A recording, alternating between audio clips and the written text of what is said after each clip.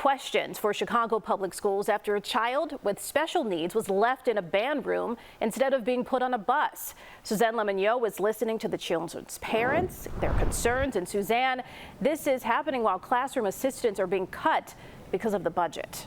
And Erica, Terrell Whitman's parents say not enough aides were on hand last school year when their 3-year-old was not put on a bus. He was left behind at school for an hour.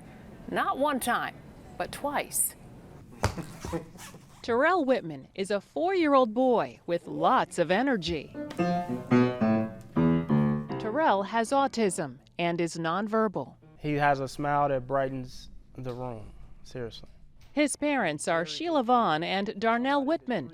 At the age of 3, wanting to make sure their son received the therapy he needs to thrive, his parents sent him to William K. New Sullivan in South Chicago. CPS data shows the school has 428 students. 27% have an individualized education program.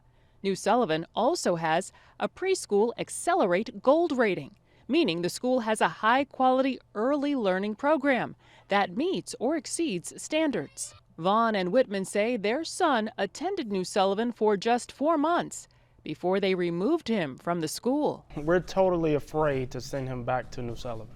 We're afraid. We were afraid when he was there enrolled. I don't trust him.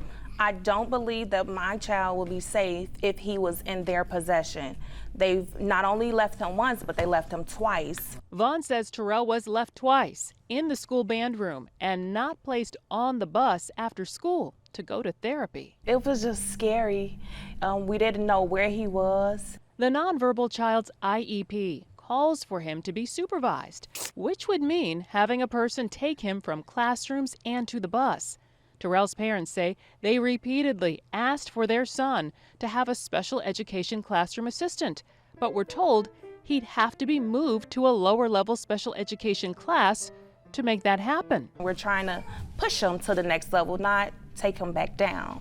They say school staff also said they didn't have enough resources to also have any staff sit with the special needs kids that got on the bus service. Vaughn contacted a CPS network chief who requested information via email.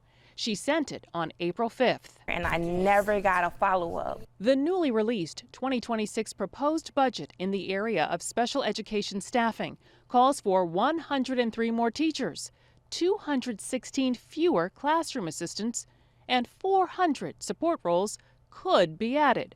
But right now, the $30 million in required reserve funds for new special education positions has been identified as a new liability. That adds to the $734 million deficit. Parents with special needs are having a hard time already with the current budget. I don't just fear for myself, I feel for other parents that have children with special needs, because where does that leave our kids?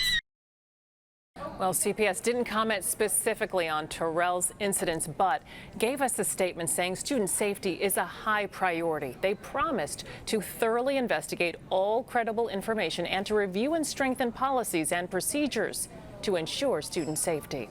In the newsroom, Suzanne Le Mignot, CBS News, Chicago. Erica. Suzanne, thank you.